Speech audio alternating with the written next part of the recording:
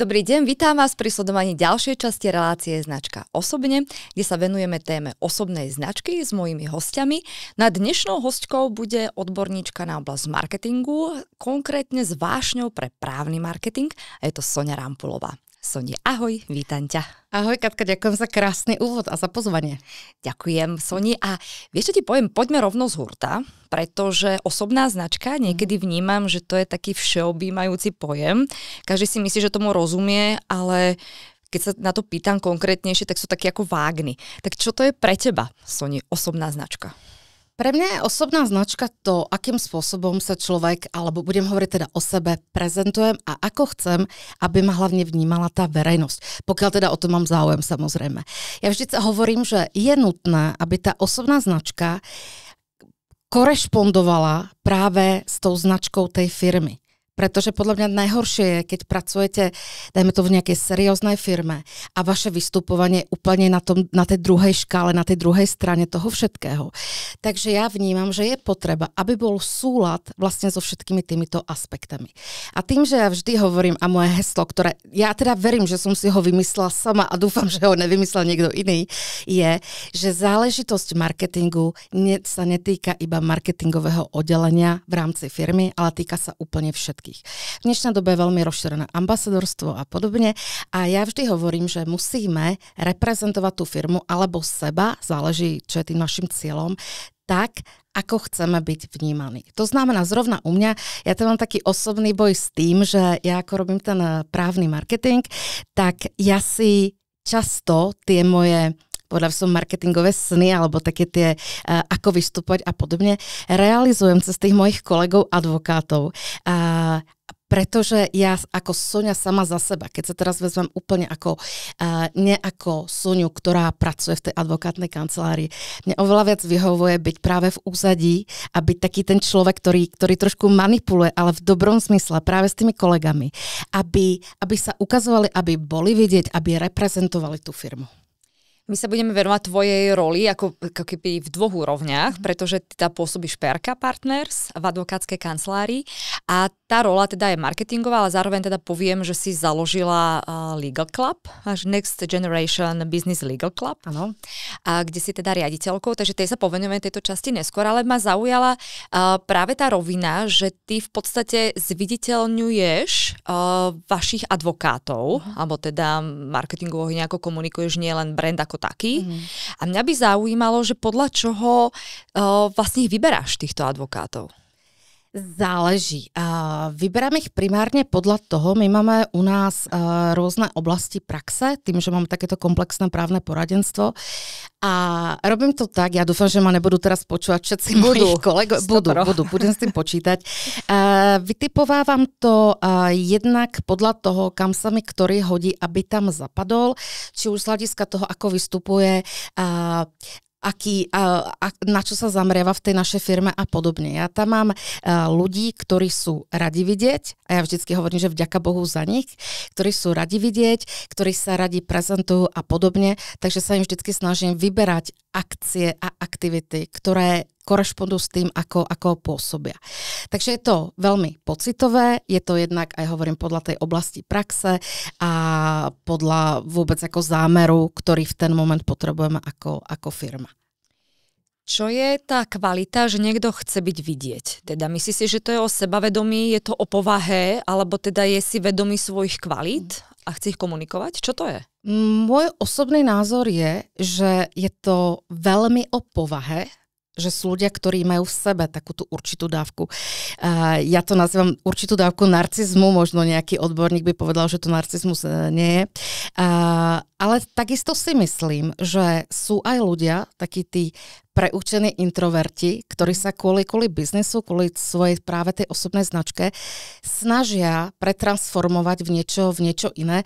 Ja si myslím, že do určitej miery je to dobré, ale súčasne si myslím, tak ako si to myslím u všetkých vecí, nie je potreba to lámať cez koleno. Ja mám kolegov, ktorí napríklad sú skvelí vo svojom obore, v tom, čo robia, ale nechcú byť úplne vidieť, pretože im vyhovuje práve tá rola, že prídu do práce, teraz sedia pri tých zmluvách, sedia pri tých klientských meetingoch a podobne, ale mám problém ich niekam dostať.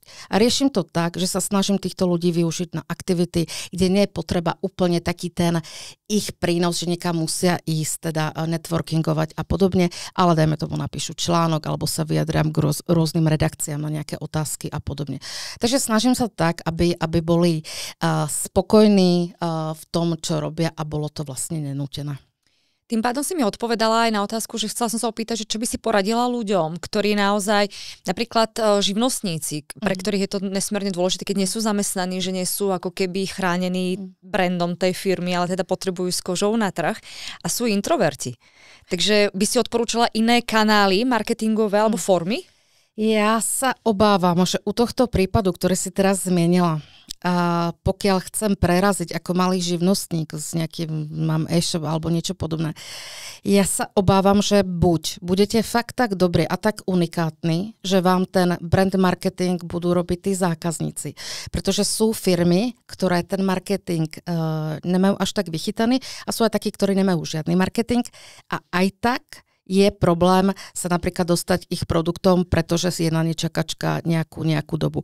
Väčšinou sú to, aspoň z mojej skúsenosti, povedzme nejaké malé rodinné firmičky, ktoré vyrábajú nejaký produkt, ktorý sa nejakým spôsobom chytil. Každopádne sa obávam, že u takýchto ľudí je asi potreba byť vidieť a trošku sa hecnúť. Ale ono sa to dá. Ja si myslím, že sa to dá. Ono nemusíte hneď chodiť, samozrejme prednášať na konferencie a podobne. Myslím si, že práve pre týchto ľudí je hrozne fajn ten online priestor, pretože tam si to môžete napísať, môžete si to premyslieť, nemusíte byť v interakcii naživo s niekým, takže išla by som touto formou tých sociálnych sietí. Čo je najväčšia prekážka napríklad niekedy pre nich, že si predstaviť, že píšu status a ešte vieš, ak to je algoritmus, pravidelné príspevky a podobne, že stretávam sa s tým, že to je na nich ako keby tlak v tomto smere. Máš nejaký tip, ako možno, že čo radíš kolegom takto, že keď majú odpor voči tomu? Áno, ja teda radím celkovo, vykašlite sa na algoritmy, keď vás to stresuje. Ja si naozaj myslím, že keď píšete tie posty spôsobom, teraz momentálne fungujú tieto algoritmy, tak musím úplne presne do bodky splniť to, ako to má byť, tak to je aj tak poznať. Vidíš to presne na tom, keď sa pozráme, že určité posty niekto začne písať nejakým spôsobom a teraz ďalších 150 ľudí tým istým spôsobom to píše. Ja už to potom preskakujem, pretože mňa to vlastne rozčuluje už z toho princípu. Ja samozrejme chápem, že z hľadiska toho online marketingu sociálnych sietí vám všetci budú hovoriť, ako je to nutné sledovať a podobne. Ale ja vždycky hovorím, keď vás to baví, robte to, pokiaľ vás to stresuje a máte nad jedným postom premýšľať siahodlhé hodiny, aby pre Boha mal čo najväčší dosah, tak strácate autenticitu. No a práve teda tieto úvody statusov, áno. Myslíš si, že to je preto, že ty to vidíš a vieš, aká je tá stratégia, alebo si myslíš, že to naozaj vníma aj tá ako širšia ako verejnosť, publikum toho LinkedInu? Ja si myslím, že na tom LinkedIne, budem hovoriť o mojej bubline v podstate, ktorú tam ja mám. Ja si myslím, že my tak nejak všetci asi vieme, ako tie veci fungujú, ako fungujú tie sebeprezentácie. My sme sa zrovna minule bavili v práci o tom, bol to hrozne zaujímavý taký rozhovor dvoch mojich kolegov, extrovertného a introvertného, kde vlastne ten introvertný hovoril, že čo nemôže prežiť na LinkedIne je keď ľudia neustále dávajú posty, kde boli na akej konferencii v poslednej rade, v predposlednej rade a podobne. A hovoril, že keby aspoň prednášali, tak to chápe. A zase ten druhý kolega hovoril, že ale vníma to, že je to súčasť tej prezentácie, tej svojej značky a podobne. Ja by som bola rada, keby sa ten LinkedIn trošku vrátil tam, kde bol pred pár rokmi. Za mňa už tu začína byť taká tá mega nástenka úspechov a podobne. Ale stále si myslím aj to, že ešte stále je vlastne potrebný. Keď chcete robiť ten brand marketing, keď chcete byť vidieť, napríklad u nás rovna ten LinkedIn je taký ten hlavný kanál, ktorým komunikujeme s tými našimi klientami, potenciálnymi klientami a podobne. Takže máme online špecialistov, zameriavame sa my aj na tie algoritmy, ale baví nás to. Vnímaš, že malo by to byť čo najviac o užitočnosti? Ten obsah LinkedInovský a že teda tie chvály toho, získali sme ocenenie, tu sme boli nominovaní, tak to tam nepatrí podľa teba úprimne? Lebo ich z rokov dozadu tam úplne nebolo. Ja si myslím, že v ideálnom svete by ten LinkedIn mal byť o tom obsahu primárne, ale chápem aj to a robíme to aj my, že keď získame nejaké to ocenenia, tak si to tam dáme. Myslím si, že to asi skoro každý, kto získa tie ocenenia. Myslím si, že je problém, keď tie posty sú iba o tom, aký som skvelý, úžasný. Ja ešte mám takú osobnú alergiu na to, keď niekto dá post, aký je skvelý a teraz 30 jeho priateľov mu napíše, jak je fakt úplne úžasný a skvelý a podobne. A ja napríklad, keby som sa na to dívala z hľadiska klienta alebo potenciálneho klienta, mňa toto nepresvedčí. Mňa určite nepresvedčí to, že niekto má 100 postov, aký je skvelý a poplácajú ho všetci po ramenách, že je fakt skvelý. Nevnímam to takto. Aký tvorca, možno LinkedInovský, je tvoj obľúbený? Keby si tak ako zaujal. Ja si som úplne istá, či chcem menovať. Mám tam jednoho človeka, ktorého sledujem, ktorý dáva také vtipné, rýpavé posty z hľadiska marketingu a podobne. Volá sa David Brany, asi to môžem povedať. A inak ja sledujem hodne konkurenciu, snažím sa tak nejak mapovať, ako tie veci fungujú. A potom ja mám hrozne rada v súčasnej dobe také tie rôzne ženské aktivity. Ja sa nevnímam úplne feministicky, ale je pravdou, že si myslím, že je fajn, že v dnešnej dobe je to trošku viac aj o tých ženách. Takže hodne sledujem zaujímavé ženy. To znamená, ako je Ivana Tykáč, Renata Mrázová a podobne. Teraz sa tu zvenujeme tej onlineovej časti marketingu a komunikácie. Ja som prednedávnom dávala aj takú úvahu práve na LinkedIn, to, že si myslím, že nevyužívame plne potenciál svojej sebeprezentácie aj na iných frontoch, by sa dalo povedať. A konkrétne tým myslím akcie, eventy, že networkingy a podobne, keď ideme, je to určitá forma našej sebeprezentácie takisto. A druhá rovina, a to možno platí troška pre tých advokátov, ktorých si spomínala u vás, introvertnejší, pretože x veci sa deje na úrovni B2B v podstate, že my môžeme mať ako dobré vzťahy a vytvárať si ten brand úplne inými kanálmi a nemusí to byť pred zrakmi proste stoviek ľudí. Takže moja otázka znie, ako vidíš aj tieto iné formy alebo kanály seba prezentácie? Ja ich vnímam veľmi pozitívne, vlastne pozitívnejšie než tie sociálne siete, pretože ja keď som pred 25 rokmi začínala v marketingu, tak som začínala ako klasický evenťák a vlastne ja dušou stále som tým evenťákom zostala, aj keď ono je to už teraz vlastne iba nejaká malá časť tej mojej práce. A ja som typický offlineový človek. Ja sa strašne rada stretávam s ľuďmi a ja vždycky hovorím, že veci, ktoré ja robím z hľadiska mojej práce, sú vlastne vždycky o tých vzťahoch. Vždycky. Takže za mňa je potreba sa stretávať. Je pravdou, že v dnešnej dobe mám pocit, že tých eventov je strašne moc. A myslím si, že sa to bude musieť nejak do budúcna zmeniť. Niečo sa bude musieť podľa mňa stať, pretože sme vlastne preeventovaní a presociálno sieťovaní a podobne. Takže predpokladám, že nejaká tá transformácia vôbec toho marketingu a týchto vecí bude musieť prísť. Pretože nemôžeme mať všetci 5 pozvánok na jeden večer na akcie a podobne. Ale je pravdou, že si myslím, že ja si celkovo myslím, že biznis, spolupráca a podobne sa práve vytvárajú v tom ústraní a nie na tých sociálnych sieťach a podobne.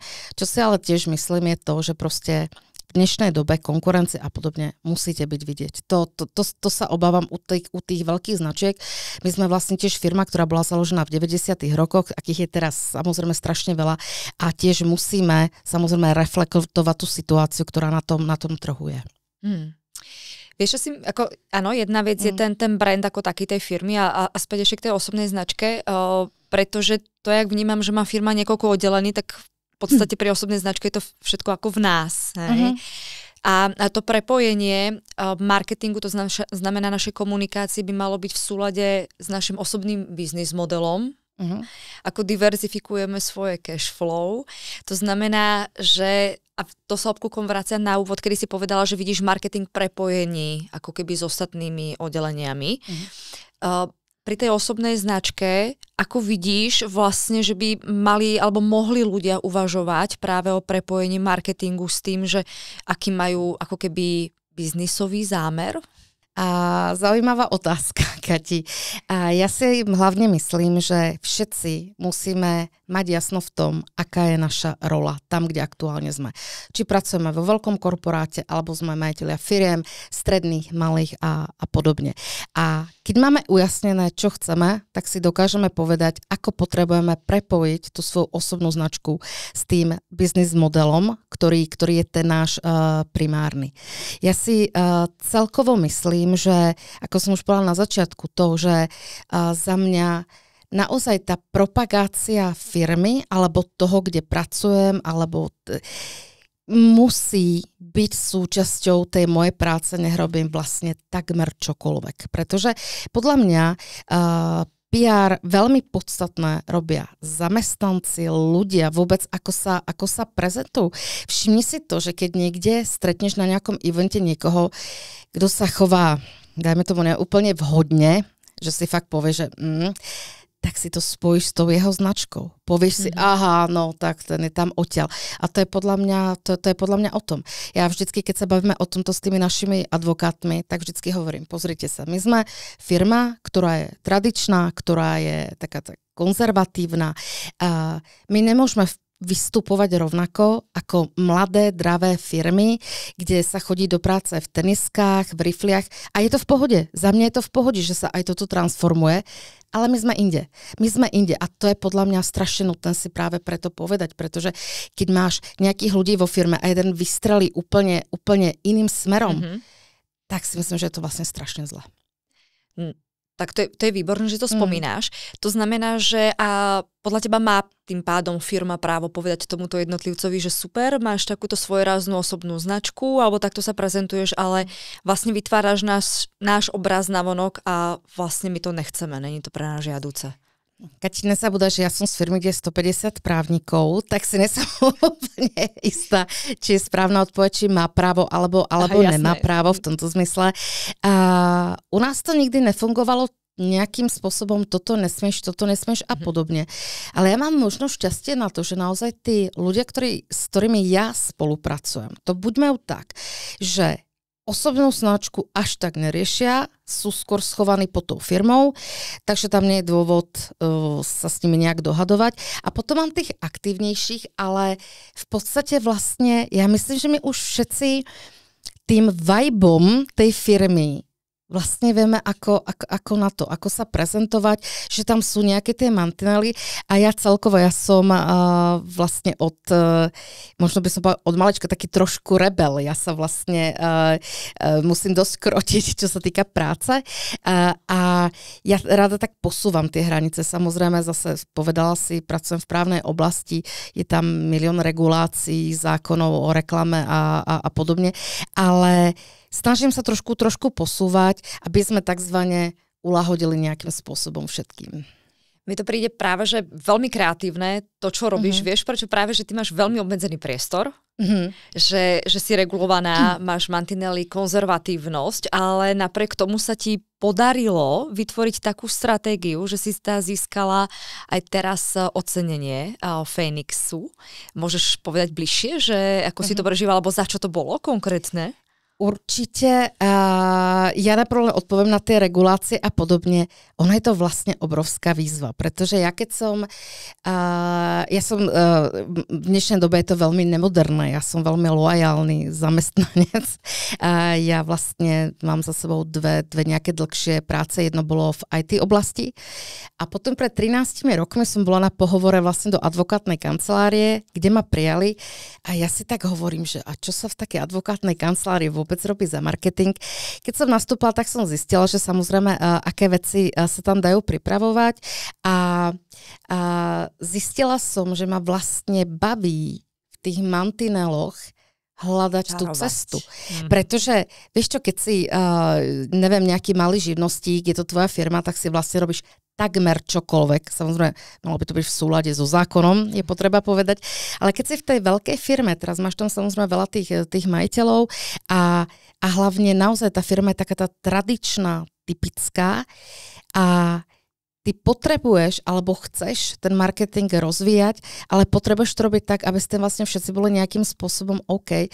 A to si myslím, že sa vlastne podarilo. Takže Phoenix Awards za vlastne content strategický marketing sme naozaj získali, z toho mám veľkú radosť. Bolo to za viac vecí, bolo to primárne asi za založenie Legal Business klubu, ktorý si už zmiňovala, a potom ešte za nejaké ďalšie projekty. My máme vlastne v spolupráci s nejakými redakciami, máme talk show, ktorú máme 3 roky, máme podcasty, to som presvedčená, že sme boli prví v tom právnom svete, ktorí prišli s pravidelnými podcastami. Tie máme podľa mňa 5 rokov, 4-5 rokov. No a potom ďalšie ako aktivity. Teraz rozbiehame vlastne s mladými kolegami, úplne s tou najmladšou časťou, tiež nejaké onlineové veci, aby sa mohli vlastne u nás zapojiť všetci. To je práve jedna z tých vecí, na ktorú ako dbám, aby kto chce, pretože ono tiež vsúka, každý si myslí, že právnik je iba ten právnik, ale v dnešnej dobe, ono je to podľa mňa veľmi práve tými sociálnymi sieťami, je hrozne moc mladých, ktorí chcú mať presahy do toho marketingu v tom právnom svete. A to je pre mňa strašne super. Takže sa im snažím nejakým spôsobom zapovať do toho, keď niekto príde, že má akýkoľvek nápad, tak sa snažím vždycky pomôcť mu vymyslieť, aby to bolo čo najviac fajn. A pre mňa ako marketingového človeka je úplne najúžasnejšie, keď niekto z tých mladých u nás koncipientov a podobne za mnou príde a povie, že by chcel byť, povedzme, viac vidieť a účastniť sa aktivít. Tak to je úplne najskvelejšie. Tak to ma úplne zaujalo, že sami prichádzajú. A teda je to tá mladšia generácia? Je to tá mladšia u tých starších, pretože tým, že u nás veľa ľudí dlhodobo pracuje, tak samozrejme, čo si budeme hovoriť, ten právny marketing začal niekedy v roku 2010 plus minus, začal sa nejakým spôsobom vyvíjať, pretože firmy pochopili, že už sa nedá iba ťažiť z toho, čo bolo v dobe, keď tých advokátnych kancelárií bolo málo. Takže títo kolegovia, ktorí sú u nás dlhšie, tam je to trošku zložitejšie, ale u tých mladších tí naozaj teda prichádzajú aj s nápadmi a takisto keď my robíme v rámci firmy takzvané Open Days pre študentov a mňa veľmi prekvapuje, ako ich zaujíma napríklad, ako sa tvoria podcasty, ako vyberáme témy a podobne, takže v tomto vidím určite pokrok. Myslíš si, že to je preto, že tá sebeprezentácia, hlavne skrze sociálne siete, je pre nich ako bližšia? Je to pre nich bežné? Ja si myslím, že tým trošku žijú. Že vlastne je to tak. Na druhú stranu, ja musím povedať, že u nás napríklad, ja neviem, keď sa s tými mladými bavím, tak dokážu udržať pozornosť aj bez tých mobilov v ruke a podobne.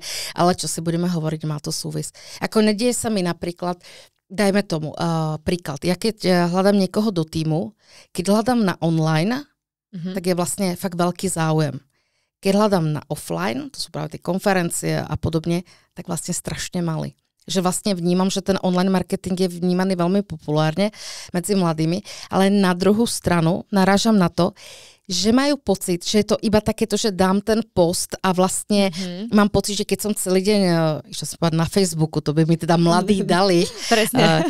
Ja neviem, kde teraz zaznelo, podľa mňa to bolo práve v našom business klube. Áno, že to je Instagram pre starých. Áno, Facebook je Instagram pre starých. Takže, a čo som hovorila?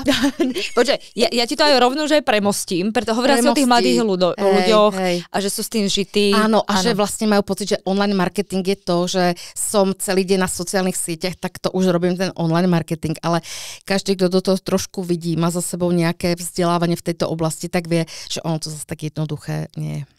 Práve, že podľa mňa je veľmi dôležité ako keby uvažovať o tej značke ako strategicky, že kým som, aký mám zámer, kým sa chcem stať, to poznáš, že platí pre tú firmu, že vždy veď aj ty napasovávaš marketingovú stratégiu podľa toho, čo chce firma vlastne aj potrebuje komunikovať, aké sú zámery, kde sa viac dáva pozornosti a to isté máme aj my podľa mňa v živote sami za seba, že jednak sa podľa mňa prirodzene meníme, vyvíjame, máš iné potreby niečo ako komunikovať o sebe. To znamená, že to uvažovanie je nesmierne dôležité, len tak ako lifrovať veci von v podstate. A je to tak, ja som práve zase odbočka teda od marketingu niekde čítala, že vlastne osobnosť človeka sa mení každých 14 rokov. Dúfam, že si to pamätám správne. A ono to fakt tak vlastne je. Ja fakt mám pocit, že to myslenie, prístup k životu a všetko je vlastne u mňa úplne iné, než bolo fakt pred, 14-15 rokmi. A presne ako hovoríš, pokiaľ človek chce sám seba nejakým spôsobom predávať, nech už si po tým predstavíme čokoľvek, musí vedieť, kto je a kam chce ísť. Čiže asi potom najväčší problém, že málo ľudí to má ujasnených úplne v sebe. Alebo sa nad tým ako nezamýšľajú, majú pocit, že to tak nejak, ja to nazývam výkriky do tmy, také občas niekde hodím post, občas niekam idem, ale je fakt, že musím vedieť, že čo vlastne chcem. Soni, bolo vlastne aj túžba po zmene dôvod spustenia Legal Clubu? Určite bola. Ja tým, že som vlastne na tom marketingu vlastne minulý rok bola vlastne 12 rokov. Síce som sa posúvala vyššie a vyššie, ale mal som taký ten pocit, že že naozaj potreba ten marketing čo najviac prepojovať s tým biznisom. Ja už aj nemám rada, keď sa u nás povie iba slovo ako marketingové oddelenie. Ja mám rada, keď je to marketing lomeno business development, pretože si myslím, že to spolu strašne súvisí. A je pravda, že vlastne pred rokom som premýšľala nad tým, kam ďalej ešte posunú tie veci, akým smerom sa vlastne vydať. Teraz ma napadlo, práve ako hovoril jeden môj známy, že sledoval jedného kolegu, ktorý mal nejakú prednášku a vydal sa na cestu, ktorú vôbec netušil, kam vedie u tej prednášky. Takže to bolo vlastne ako podobné. Ja som si vtedy hovorila, že chcelo by to niečo prevratné. A hovorím si, to by chcel nejakú platformu, nejakú legal business, ako proste niečo, premýšľala som nad tým a hovorím si, a to určite už 100-krát niekto vymyslel, iba som na to nenarazila. No a ja som začala vlastne hľadať a zistila som, že áno, sú rôzne konkurenčné iné platformy, to vôbec sa nemusíme baviť o tom, že by neboli, ale vyslovene Legal Business Club, takéto prepojenie, vlastne som nenašla. A to bola vlastne tá prvotná myšlienka a dôvod, prečo ten klub bol založený a mimochodom za neho bol teda hlavne ten Fénix, aby som sa po 10 minútach dostala k odpovedi, bolo, že ja som vnímal ten klub tak, že pre nás ako pre firmu je to krásny spôsob dozvedieť sa, aké veci aktuálne firmy riešia, čo ich páli, aké sú ich obavy, v akých oboroch sa rozvíjajú a podobne, pretože na tom sa dá potom postaviť samozrejme ten náš biznis plán, čo sa týka našich oblastí praxe a podobne. A zase naopak, my dokážeme priniesť majiteľom firiem a ďalším ľuďom, ktorých tam máme, viete, si členkov, takže tých ľudí tam máme dosť. Vlastne upozorňovanie na rôzne právne veci, ktoré sa dajme tomu dejú, ktoré im môžu uniknúť nejakým spôsobom a vlastne rozširovať im takéto právne povedomie. Takže vnímam to ako win-win na obidve strany. Klub je založený na klubových stretnutiach, máš ich raz za kvartál. Zatiaľ, a teda si sa opäť vrhla do eventov, teda naspäť k tvojim základom. Ako pozoruješ, že sa eventová scéna aj zmenila? Ako sa hovorí, že aj na jednej strane sa vrá, že je viac tých eventov. Dve otázky, podľa čoho si vyberáš ľudí, ktorých pozveš, vôbec, aby si zabezpečil nejakú pestrosť, atraktivitu a možno teda ten trend, aký bol a aký je v eventoch. Čo sa týka vyberania na eventy, budem hovoriť čiste o tom klube, nebudem hovoriť o našej firme. Pre nás tam bolo podstatné, aby ten klub bol rôznorodý, a aby dával zmysel tým členom a aj nám vlastne nejak vzájomne. To znamená, chceme tam udržať nejaký level, to znamená, mierime na buď najvyšších alebo level pod tým a aby sme to mali z rôznych oblastí praxe. My ten klub vlastne smerujeme aj na ľudí zo startupov, ktoré sú úspešné, aby vlastne mali čo priniesť, pretože súčasťou toho nášho klubu bývajú panelové diskusie a ďalšie veci, ale ideme o to, aby aj tí členovia medzi sebou vlastne naviazali tie spolupráce, naviazali nejaké biznis kontakty a podobne. Takže podľa toho si vyberám vlastne členov. Ja keď som začala riešiť, koho by sme tam pozvali, tak som si vlastne robila nejaké ja neviem, ako je slovenský rešerše. Prieskum. Ale pohľadaj rešerš sa používa. No, okienko slovenčiny. Takže dívala som sa ako keby na zaujímavých ľudí, takže najprv som sa dívala na toho, u koho si myslím, že by fakt bolo fajn ho tam mať. A potom sa to začalo rozrastať. Ono to pôvodne mala byť malinká skupina ľudí, taká tá prvotná myšlienka a ono sa to potom začalo narastať, až neviem, kde to skončí. takže podľa toho ľudí. A čo sa týka jeden trend, ktorý vnímam u eventov, ktorý ale osobne veľmi nemám rada, keď sa ľudia niekam prihlásia a nedajú vedieť, že nedorazia. To je podľa mňa veľký nešvar, neviem, či je toto úplne všade v zmysle aj v iných krajinách a podobne. Mám pocit, že sa to zmenilo trošku covidom. Alebo možno je to iba nejaký môj dojem, ale pre mňa to je vždycky strašne prekvapivá vec, pretože ja keď niekam som pozvaná a nemôžem prísť, a to ja už keď niekam, že slúbim, že prídem, tak už sa fakt musí niečo stať, ja sa vždycky ospravedlním. A faktom je, že keď sa aj bavím s inými ľuďmi, povedzme s ľuďmi na mojej pozícii v iných firmách, tak sa s tým vlastne potýkame všetci. Tak neviem, či je to, ja vlastne neviem, či je to nejaká laxnosť, alebo neviem. Takže toto vnímam, taký trend a potom to, čo sme si povedali, že čím ďalej viac ľudí je pozývaných na rôzne eventy, je toho strašne moc. Ja fakt mala dni, kedy som na jeden deň bola pozvaná na 5 akcií, takže my sme sa aj dve spolu bavili, že vlastne robiť eventy vlastne november, december už je vlastne takmer samovražda a podobne, takže tiež to tak vnímam, no. A o to viac si myslím, že je potreba, aby v rámci napríklad toho našeho klubu, a verím, že sa to darí, už tam vznikali také že tam tí ľudia prídu aj preto, že sa tam cítia dobre. Ano. Že to nie je iba o tej právnej osvete a nemusí to byť iba o tom biznise, ale že vám je tam vlastne fajn. Potvrdzujem. A je tam aj príjemný moment, keď už narazíš ako na nové osobnosti, ale že stretneš aj tých, ktorých už poznáš. Stretneš. Že je to ako príjemné zase nachádzať, lebo tam máš kotvu. To je ako vždycky podľa mňa príjemné.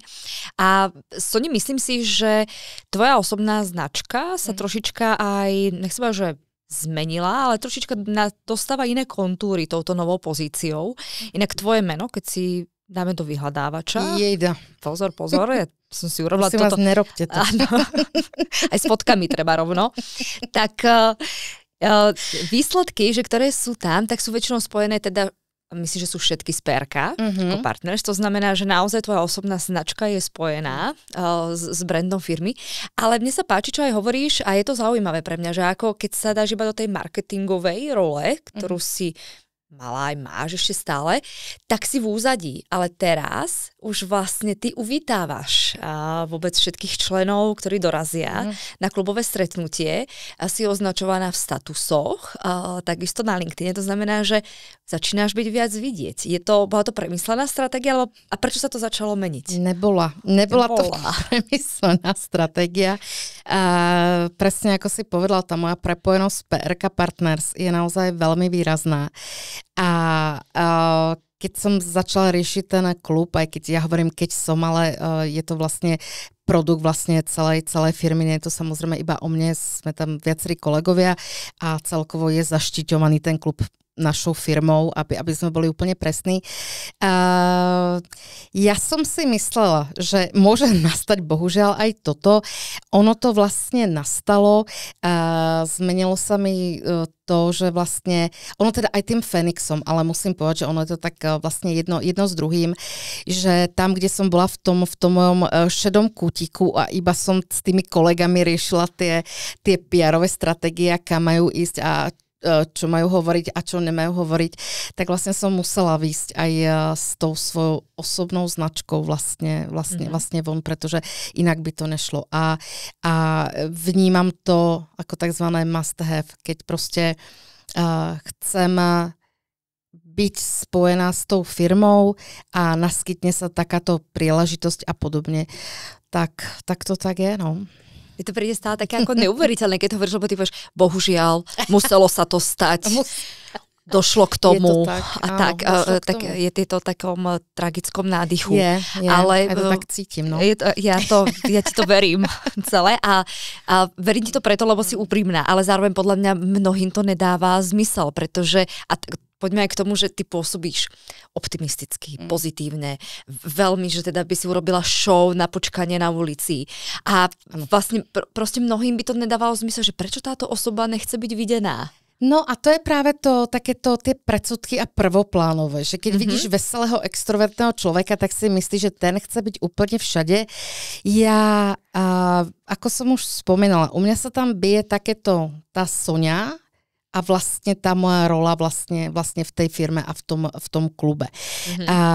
Ja ako osoba, teda súkromná, nemám potrebu byť tak moc vidieť a keď áno, tak v súlade s tou značkou nejakým spôsobom. To si myslím, že určite takto mám, ale nikdy som nemala taký ten cieľ, že prosím vás teraz všetci ma foťte a točte ma hlavne.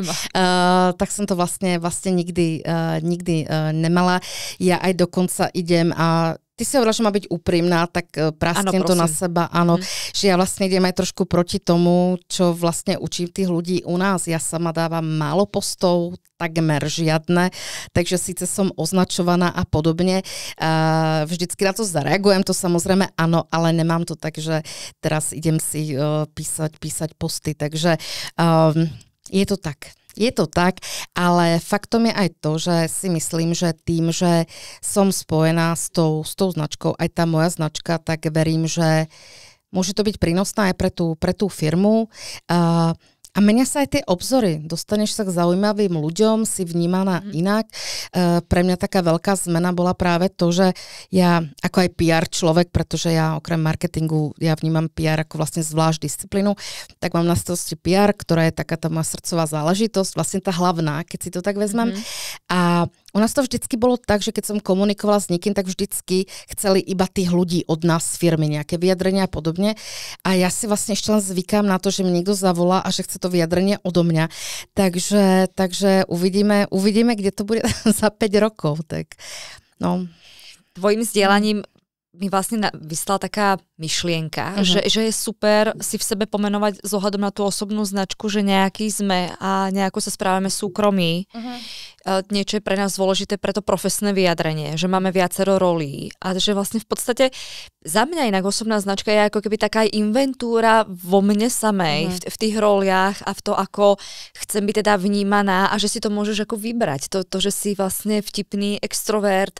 Ja ťa tak poznám a chodíme spolu na kávu na obed, takže sa pojašíme, zabavíme, je to skvelé, ale to vlastne neznamená, že taká musíš byť v podstate aj pre ten profesný svet. A presne tak. Presne tak toto vnímam, presne ako to hovoríš, že je tam nejaká osobná rovina, je tam nejaká tá pracovná rovina. Ja keď som nastupovala k nám do firmy a prešla som z tej IT oblasti, kde väčšina mojich kolegov boli skladníci a podľa toho to samozrejme tak rozhovory aj vypadali, tak som prešla vlastne do úplne inej skupiny ľudí a myslela som si, že to nebude moc fungovať.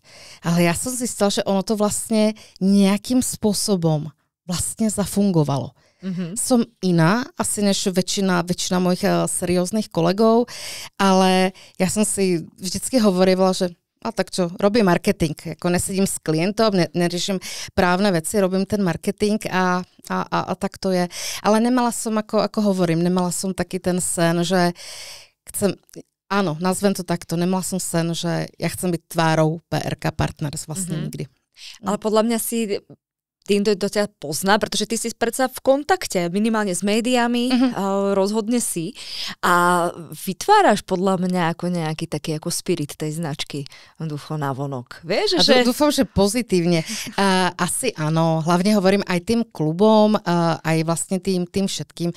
Ono je to asi tak nejak ruka v ruke. Ja mám obrovskú výhodu, že ja naozaj cítim veľkú dôveru od vlastne majiteľov našej firmy a v svoj prospech musím povedať, že sa to snažím využívať v maximálnej možnej miere, že mám tú voľnosť, ale je to tým zase, že vedia, že už za tie roky, ktoré som tam, tak už tie mantinely presne poznám. Tak snad aj to, že tá moja tvár je súčasťou už aj mediálnou tej značky, tak si myslím, že nikomu nás vadiť nebude. A ono to asi tak je. Ku tvojmu prospechu, teda keď sme v tejto super téme, poviem, že podľa mňa to robíš super. Že tam je naozaj ten súlad medzi tým a rozhodne pre mňa si takou súčasťou brandu PRK Partners. Teda. Ďakujem. Soni, sme v závere, takže ti moc krát ďakujem, že si prijala pozvanie a že si tu bola, že si pozdieľala v podstate tvoje vhľady, názory, skúsenosti a chceš ešte niečo doplniť, lebo vidím taký ako prekvapený výraz, že sme v závere. Mňa to strašne prekvapilo. Videla som to. Pocit, že oči sa sú bavíme, až na mne tvoje. Úplne si hovorím, či si sa nepomýlila. Ja by som sa možno rozlúčila so sebou. So sebou. Ja by som... So mnou a s tebou. Možno aj s vami. Rozlúčila vetou, ktorú si fakt myslím a riadím sa tým, ako si ma predstavila, že bez vášne sa marketing robiť nedá. A myslím si, že to hovorí asi za všetko, čo sa týka mojej osobnej značky. Výborne. Milujem tvoju osobnú značku a ja si myslím, že bez vášne sa robí zle veľa vecí. Takže rozhodne to prajem aj do iných oblastí, nadšenie a entuziazmus a nielen do marketingu. Takže ďakujem, Soni. Ďakujem, Kati, ďakujem. Ďakujem aj vám, že ste nás pozerali alebo počúvali. Toto bola značka Osobne. To bola Soňa Rampulová a rozhodne si pozrite aj ďalšie časti na Newstream.cz aj na všetkých podcastových platformách Spotify, Apple Podcast, Google Podcast. Moje meno je Katarína Krajčovičová a budem sa tešiť na budúce. Majte sa krásne.